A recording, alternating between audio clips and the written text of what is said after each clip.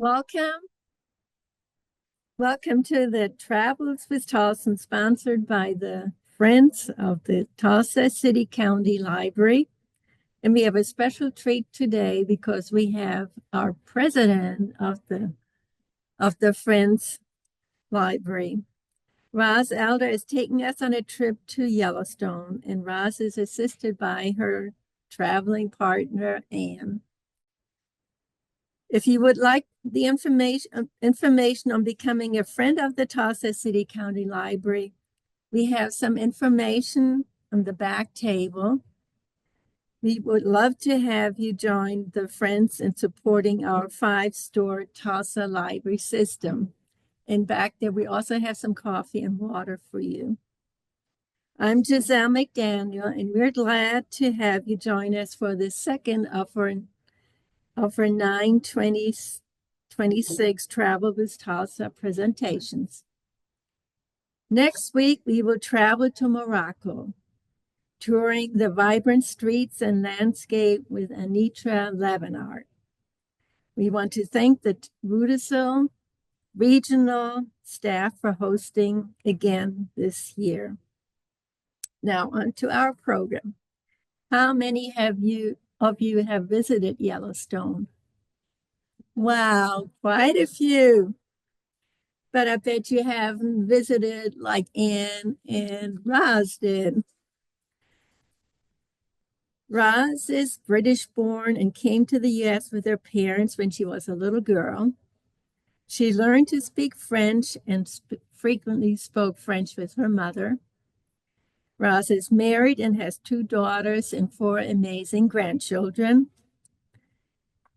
Roz worked in special education for 27 years, and she continues her love for helping others with learning the language by tutoring in the TCCL's literacy program.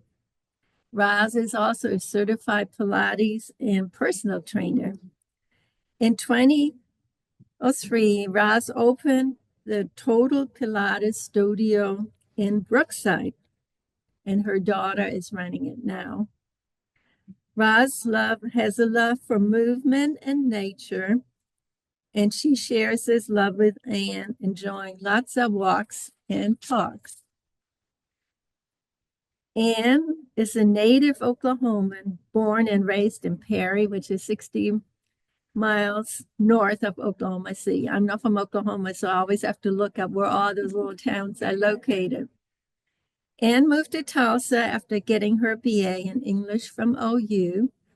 She worked briefly at Southwestern Bell and IBM, but she spent most of her professional life as a document systems analyst at Xerox, and now she's retired. She refers to herself as a professional volunteer and volunteers at several nonprofits, one of them being Catholic Charities. She enjoys her home and yard work. She likes to spend time in the gym and, of course, traveling. So let's welcome Roz and Anne.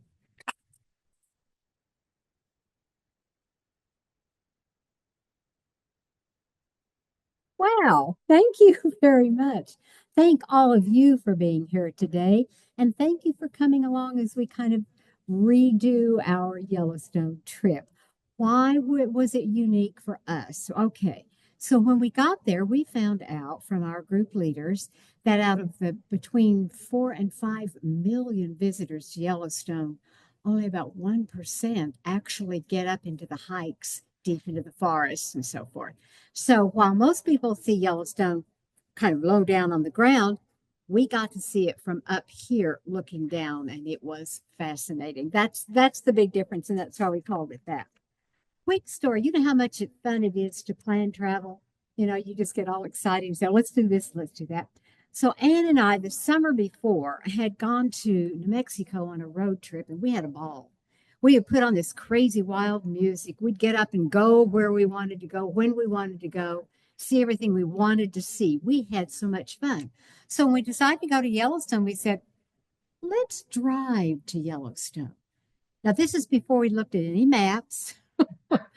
before we really did very much research. And also, we kind of lived with that idea. Yeah, let's drive to Yellowstone. And I could see my husband's face going, because he knows. So I started really looking at the roads that lead there. It's not a straight drive. And then I started calculating how much it would cost if we took our car and spent, what, 3 nights or something away. And I did a little what you call a data analysis and called in and said, do a data analysis.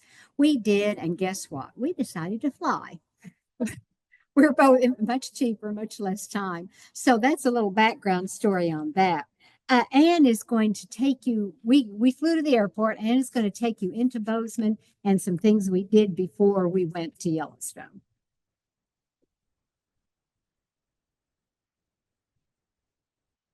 Okay, well, I like to be oriented. I like to know where am I in relation to the surroundings. So we are going to get started. Oh, you didn't. Oh, sorry. Anyway, That's where it is. that's where it is.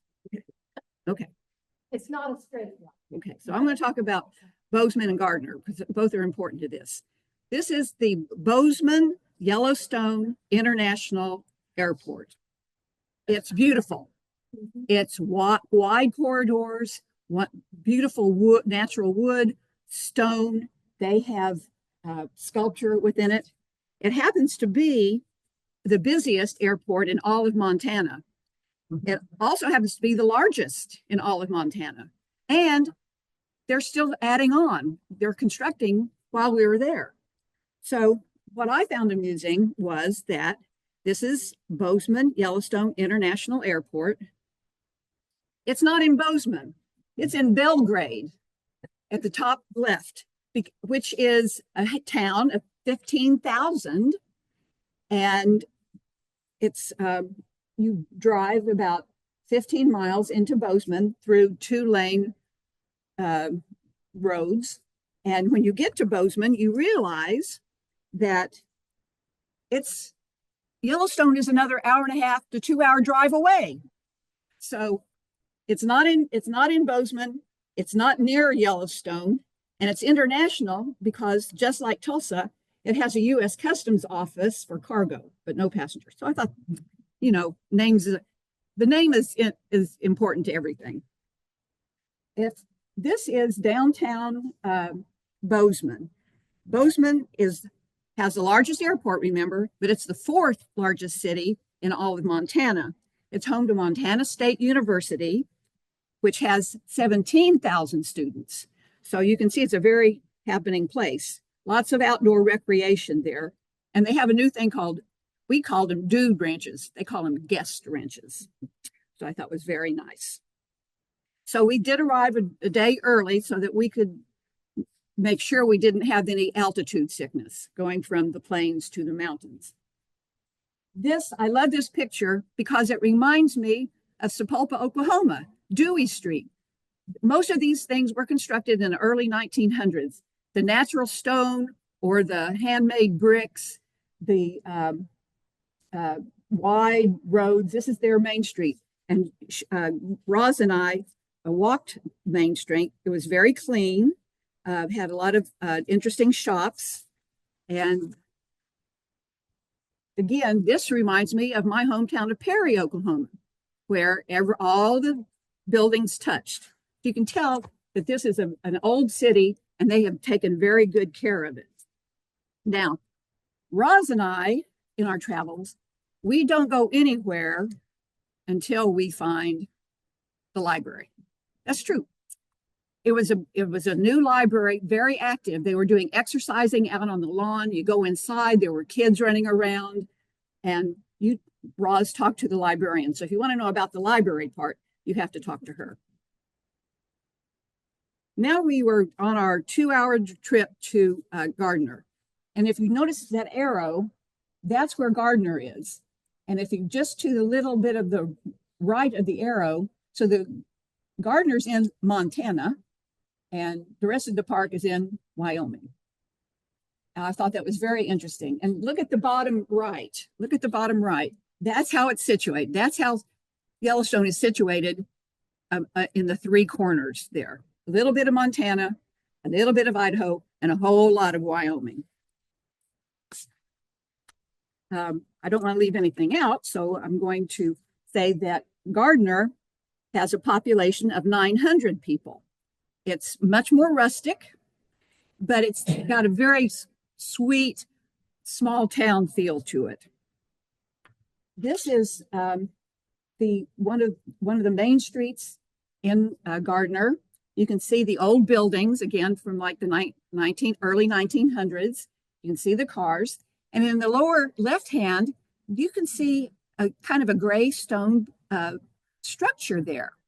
And I just wanted to show you the depth. So this is all Gardner to the right, and there's a little bit of something to the left. And that little bit of something to the left, if we take a different perspective of it, that is the park. You see that fence? That fence can't be more than what, 4 feet? Right. It was about 4 feet tall. So the only thing that separates Yellowstone from Gardner is that fence, which I thought was really interesting. Gardner is the north entrance to Yellowstone. That entrance stays open all year round. So snow, sleet, rain, whatever happens, that entrance will be open. Now, because that fence isn't very tall, and because the poles aren't very close together, you have all of these interesting critters that come in, and they do. They roam around Gardner. You can have deer, you can have black bear, you can have rabbits, you can have anything that's in the park could possibly end up in Gardner. And they all know that, and you just ignore them. As someone once told me, remember, they are wild animals, they are not pets. So this, you can see in the top right corner, you can see our parking lot to our motel.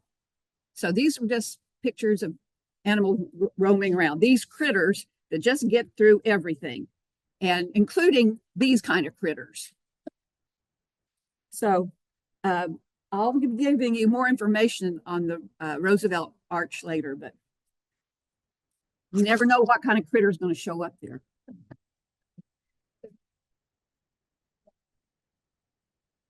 Okay, so this is a Rhodes Scholar trip. Anybody been on a Rhodes Scholar trip? Can I see your hands if you've been on a Rhodes Scholar trip?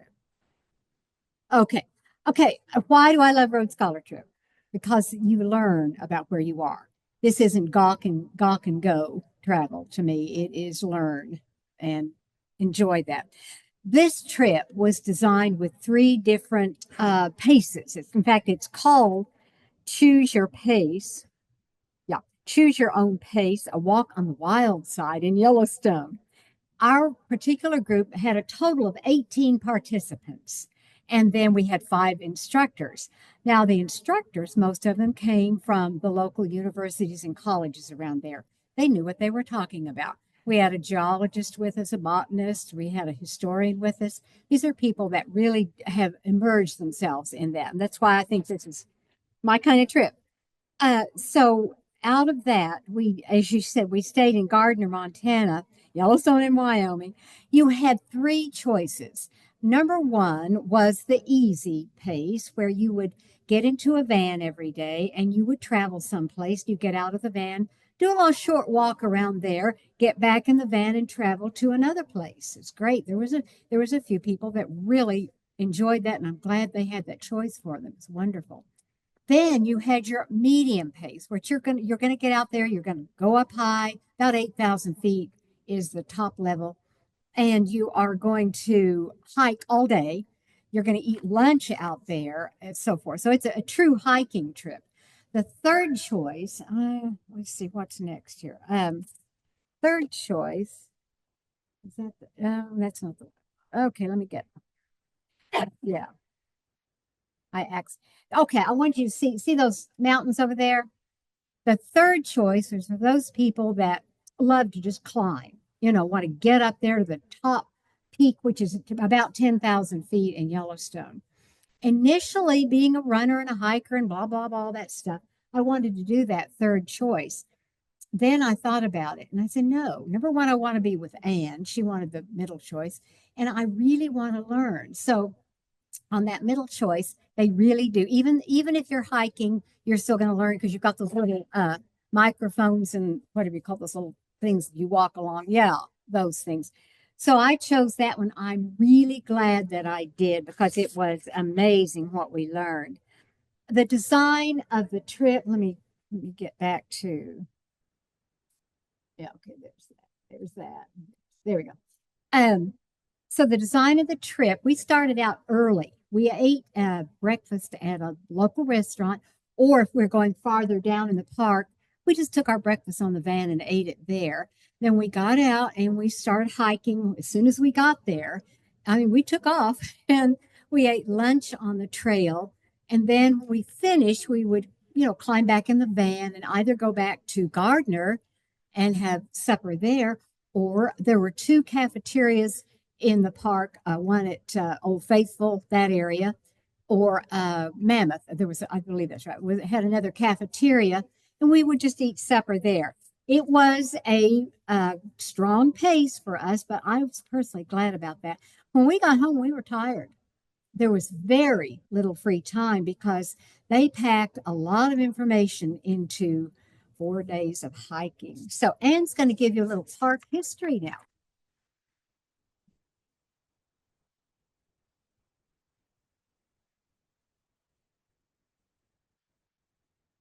That's another view of that helped establish the park. That painting helped establish the park. So I get to talk about the history, which I learned a lot.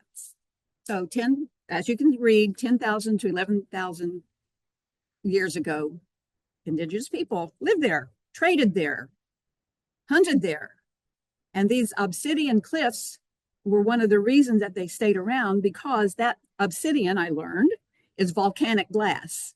And they would make arrowheads and they used them for trading.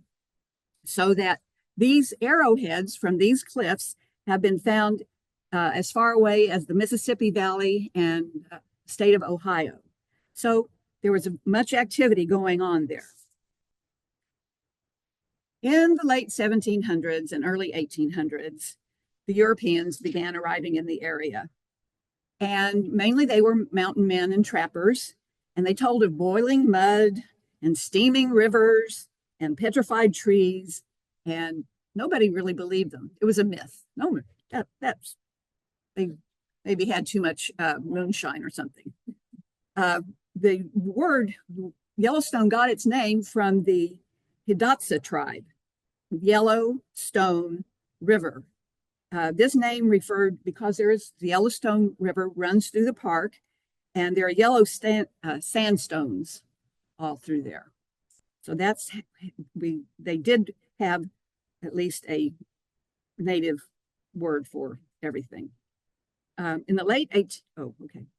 I have to do the next one down. Okay. In the late 1800s, after the Civil War, because Washington was too busy with that kind of activity, that's when the formal expeditions started. Still, it was unmapped, unprotected, and free to everyone. From 1851 to 1868, there were what was called the Fort Laramie Treaties.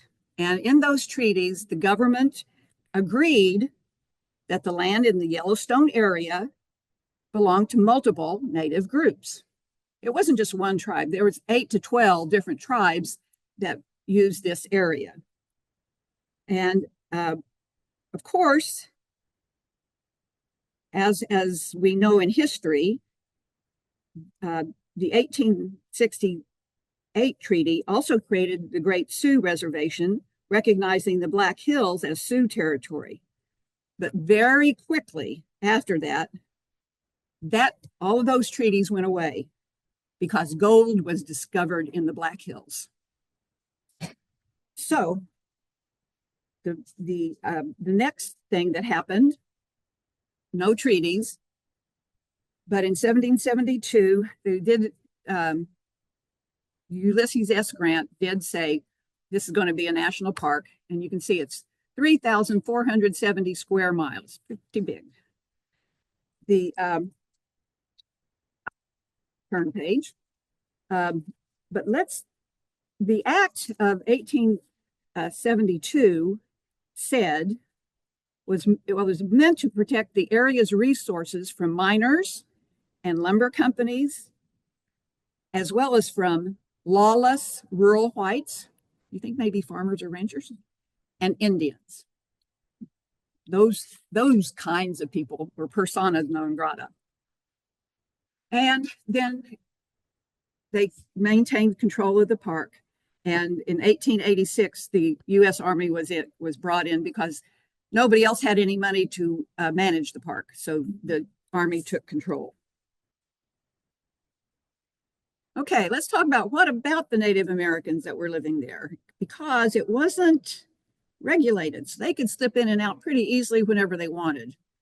But I think we're all aware, or if not, you will soon be aware, that the Secretary of the newly created Department of the Interior, Columbus Delano, said in a 1872 report, the rapid disappearance of the bison from the former hunting grounds must operate largely in favor of our efforts to confine the Indians to smaller areas and to compel them to abandon their nomadic customs. So basically, what they decided to do was to starve them out and force them to go to reservations. These are not bodies, these are bison skulls. The Army went in and just started slaughtering all the bison that they could see. Bison were the Indians' food source, their clothing source, the source for their teepees and huts. It was their meat source. It was their brother.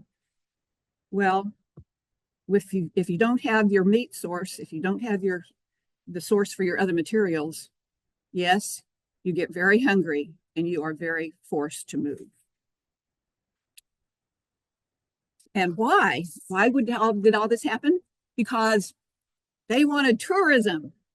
In 1903, Theodore Roosevelt was in the area, and he laid the cornerstone for that famous Roosevelt Arch.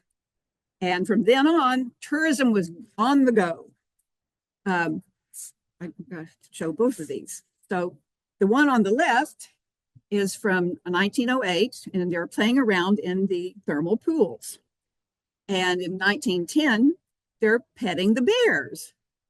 And just think about what it took to get there from the East Coast. That, no air conditioning, no really super highways. It took a long time to get there. So these people had money in order to get there. And by 1882, all indigenous groups had been banned from the park. And in 1916, the Army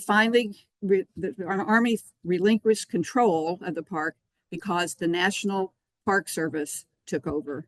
And this is a very old map of what that looked like. So on that pleasant note, I'm going to go back a little farther with some geography history. Yellowstone is called the restless giant. It's perfect for it because it is the result of a super volcano that feeds the world's largest group of hydrothermals. Huge eruptions have occurred over millennia. The latest, this is good news, the latest was 631,000 years ago. Maybe we'll be okay. Because if a couple of you pointed out to me, if this happens again, we're toast. All right. Huge caldera was formed. Some of you call it a basin. That's fine. So as a result, the park's geysers, hot springs, fumaroles, and mud pots are still fed by the heat from that explosion that many years ago, or excuse me, eruption that many years ago. But the resulting views are absolutely spectacular. There is the original caldera. It's that whole area around there. It's not just that where the arrow's pointing. That's where the original caldera was. Okay. And that also helped create the Grand Canyon of Yellowstone. That water at the bottom, guess what? That's the Yellowstone River going through there as well. Okay. Now, we did a little video for you to show you. I have to do videos because it's so expansive. That's the Grand Canyon of the Yellowstone, obviously, yeah. And then you think it's snow, don't you? Because we are up pretty high. This is not snow. This is the result of some unique formations of geology that formed there as a result of these explosions. Um, the most common feature, let me go on with that. Most common feature, here we go. The most common feature are the hot springs, and we're kind of familiar with those because of Hot Springs, Arkansas. And they're wide and more open than some of the others. I'll just kind of go through. There we go. That's a good example. And what happens underneath the ground for a hot spring, it's a big area there. And as this water or whatever is coming to the top, it has more room to come up. So it doesn't have to explode. It just forms kind of a little pond. And then you have, let's see, after that, you have your geysers. We're all familiar with Old Faithful. The geysers, it's a more narrow space that water has to come up in. And it has to kind of fight its way up there. So you have these occasional eruptions, and they've got them timed down to the second up there. So you know exactly when to be there for it. And then you have your fumaroles, which are even more narrow. Okay. And they're noisy. You can hear that boop, boop, boop, as it comes up. And it's very, very different. And the most narrow of all, no, let's see, okay. Well, I didn't get it on there. The most narrow one of all are called mud pots, and they're just little bitty things. Now, don't go in them. They're very hot, and you can get some pretty severe burns and so forth with all of that. Let's see, I'm gonna make sure. Oh, guess what? Don't dip your toes in there. Every year, the people told us, the leaders told us, people do. They try to get into these things. They're very hot. Did they put up a whole bunch of stuff around them? No. They put up some places so you can, as you'll see, so you can hike around them, but they really don't put up fences and warnings and things like that. You're supposed to have enough sense to know that those are too hot for you to put your feet in. So Anne is going to tell you about the 4 hikes we did. Oh, well, click on it. On a clicker. Okay, 4 days of hiking, 4 different locations. And we just barely tapped into what Yellowstone has to offer. As Rose said, the day always started, the 4 of them are, okay. Again, I like to be oriented. That star is where Gardner is. The first one was at Mammoth Hot Springs, and that is the oldest settlement in the park. That is where the Army was. That's where the Park Service was for many years. It's the first place that people, Americans settled, white Americans settled. The next day was Old Faithful. You can see how far away it is from Gardner. So that was a drive to get there, but it was well worth it. So that was Old Faithful. And then Roz just showed you a little bit of the it's called the Grand Canyon of Yellowstone. So, and it is not just that location. It's all up and down the river, but there is also a lodge there, as there is with Old Faithful. There's also a lodge there where you can stay for several days if you wish. And then the 4th day was a drive through meadow. The eastern part of Yellowstone has meadows and more wide open spaces, and that becomes more important later on. So those are the 4 places we went. Again, I have to be oriented as to where I am. But you do find some very interesting things along your hikes. I turned the corner and there was Santa Claus. This is natural. No one carved that out. It's just the natural things. It's these kinds of odd things that you can find all through the park. And again, I had a picture because I rounded a corner and I saw snow. And it was, and it's all through the park. And again, this is at Mammoth Hot Springs. Again, one of the first encampments and the oldest encampment at Yellowstone. this picture does not do justice to the beauty of that place. It is breathtaking. And I'm not a naturalist, but that it was incredible. And you will find that you will be touched. Well, you may, as I was, let me put it this way. I was touched every day of every hike by something really beautiful and out of the ordinary. Now, yes, we were hiking. We always started the day at a trailhead. We did our hiking and we all met up with the group at a main parking lot. This is called Mound Terrace. But for those who wanted to get the excitement of Yellowstone, they do have boardwalks for people who need to get out into fresh air and who, for whatever reason, don't want to go on the rough trails. So every major stop along Yellowstone, you will find these wonderful, well-maintained boardwalks. I'm going to touch briefly on Mammoth Hot Springs again. You think it's just one little thing. It's like, okay, it's just a canyon with a waterfall, or it's just this. But this is an extensive village. It has a grocery store, it has a service station, it has a post office. So even though you're inside the national park, you still have amenities available to you. That's Mammoth Hot Springs. This is probably the most iconic picture about Yellowstone, right? Old Faithful. And you can see that all the people are lined up to watch the geyser go off in 3 seconds, 4 seconds. They do have it well timed. I wanted to show you a different view of Old Faithful, because this is how it's really situated in the park. They have built this facility around the geyser, partly to protect it from people wandering over and doing whatever they wanted to do. But there's also a lodge with a cafeteria and a dining room and a large parking lot. And this beautiful old lodge has been there for decades and decades, and it's still in operation. And from the little patio is where I went to watch the geyser go off. So that is still there. It's a hotel also, so you can take day hikes from there if you wish. But that is the Old Faithful Lodge. Old Faithful is on the upper geyser basin. It is the home of the largest number of hydrothermal features in the park. I'm going to go back one. I'm letting my thing. Okay. This is part of the upper geyser basin. It's home of the largest number of hydrothermal features in the park. Within 1 square mile, there are at least 150 of these kinds of wonders. Different sizes, maybe different shapes, but within 1 square mile, there's 150 of them.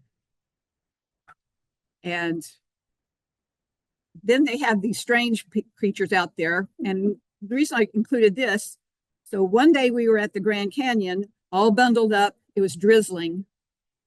The next day, warm weather, no rain, having wonderful time. Sounds like Oklahoma, doesn't it? Yeah. So anyway, and there's another geyser. Oh, and there's another view of some of the waterfalls that are around. That shows how high up we were. Yes. Right, here we are. This is the group, the motley crew. This is after. We were also very aware of not leaving anything on any of the trails. So anything we packed in, we packed out. And the beauty of it is that everybody respected that. Sometimes that doesn't happen, but everybody in our group respected that.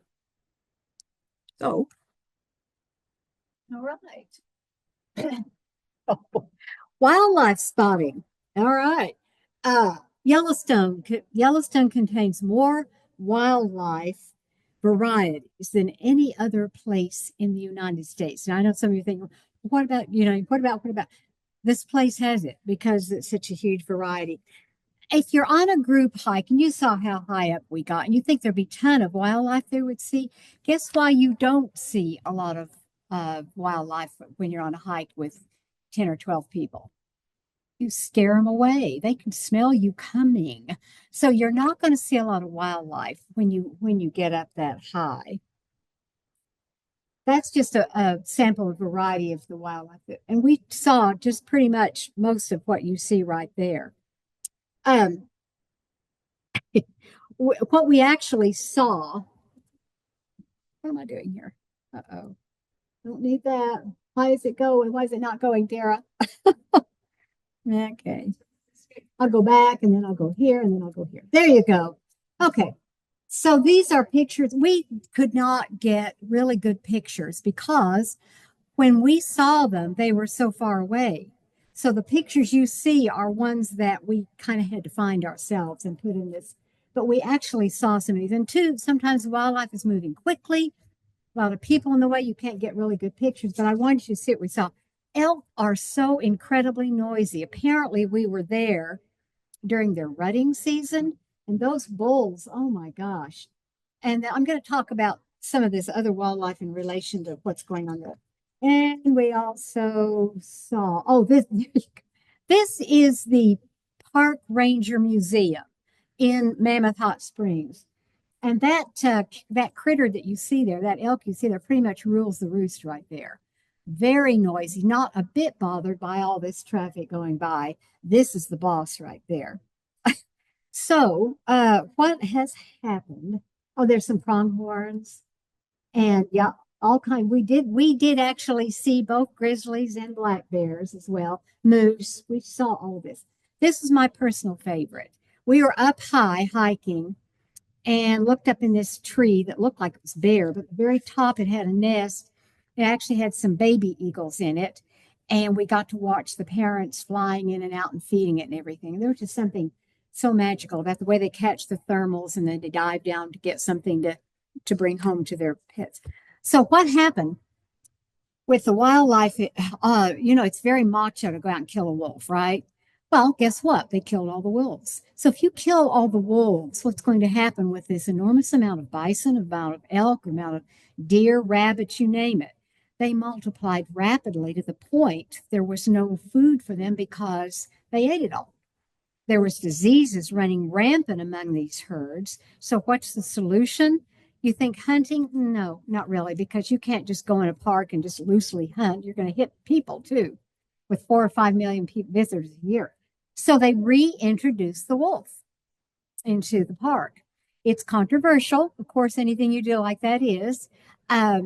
It has definitely begun to solve the problem of overpopulation of some of the other animals in the park, done in a natural way. All right, the way that nature had done it for millennia before people got into the park, and that's been going well. So now we just want to give you our overall impressions to wrap up, and then we'll take your questions if you like. And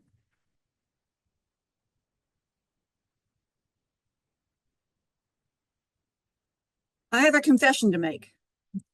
I wasn't that excited about going to Yellowstone. I just wanted to go on a trip. And I've never been to Yellowstone. Oh, goes, yeah. Fantastic. One of the best decisions I ever made.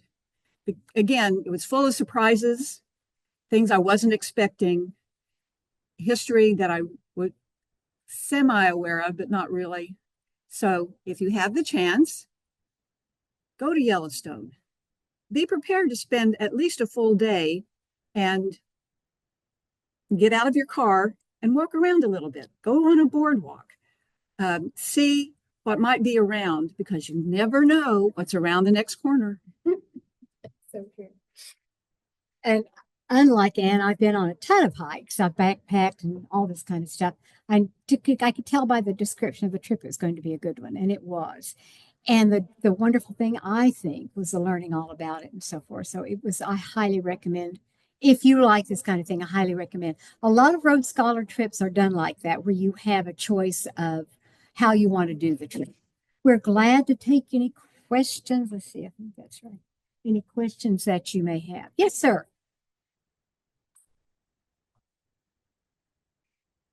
That's a good question. Why he said, why can you time those eruptions? I'm going to guess because of the underground part of it remains pretty much the same. The forces that they have to go through to actually get up to the top don't change. So by the time they come up, they just know how long it's going to be. Yeah. something like that. Yeah. Any other questions? Yes, ma'am. We stayed, yeah, oh, we stayed at the Absaroka Lodge. Some of you know about them, some kind of a film. Yeah. Who I found at the Tulsa Public Library, have read all of his books, and Absaroka is the fictional name of his county in Wyoming where he is a sheriff. It was a great, yeah, it was a great little lodge. It was just, that's all it was. You didn't have big meeting rooms or anything. It's very, very basic, but really well done. Yeah. Absaroka. There's also mountain range that runs through there. Oh, that's right. Yeah. The Absaroka Range there. But I didn't know that at the time. I had to go to Yellowstone to find that out. It's a long way. A long way. Okay. Any other questions? We could go on and on, but we're, yes, ma'am. We would, so yeah, we would, as I said, travel in the morning. It would be depending on where we landed, but you pretty much were on the trail for sure mid-morning till about 4 o'clock in the afternoon, something like that. So that felt good. Oh, yeah. In the beginning, in the beginning, they did, before we even started off, gave us some incredible information about the park, showed a lot of pictures of what to expect. And we really didn't have time in the evenings for very many lectures because we were tired. We had supper and we pretty much wanted to go home and go to bed. So, but that's okay. Any other questions? Yes. Direct flight from Tulsa to Bozeman. We went through Denver. Through Denver, didn't we? Oh, sorry. You did a direct flight to Bozeman? No. Are you kidding? No, I think didn't we go? Yeah, we went through Denver. Yeah, it wasn't bad. Wasn't bad at all. Anybody else? Oh, yes. I'm sorry. It hasn't been that long ago. I think it's been yeah. Oh, how long ago did they reintroduce the wolves? It's only been a few years. So they're still kind of, experimenting with all of that. And then I had another question over here. My favorite hike, all of them. I'm serious about that. I mean that. We had one day where the weather changed and the leaders had to change slightly where we went or something. No problem. It's all gorgeous there. What did you like the most? Being outside and moving and learning. Outside, moving and learning. That's my cup of tea. It really is. What month did you go? August. I'm sorry, we should have said that. The late August, because we figured that was time pretty much kids were in school, frankly, and that it would be a little bit less trafficy there. And rutting season. Oh, of course, we want to be there for rutting season. Okay. Anything else? Yes. Oh, listen, the people consistently, the people on Road Scholar hiking trips are some of the most fun people I've ever met in my life. They're from all over the country, and on this one they were. And I met a teacher that used to teach French, retired French teacher, and she really challenged me on my French, but I think that was good. Now, these are people that are fit, well, really in good shape. They're excited to learn. We had some experts along on the trip. One was he a geologist, something like that. He knew a ton, but he knew enough to just be quiet and let the scholars talk about it as well. Just people from all over the country. I mean, I think that's a good part of the trip too. Okay. I think I'm going over. But anyway, any other questions? Yes. Okay. Thank you all so much for letting us coming along on our trip. Thank you.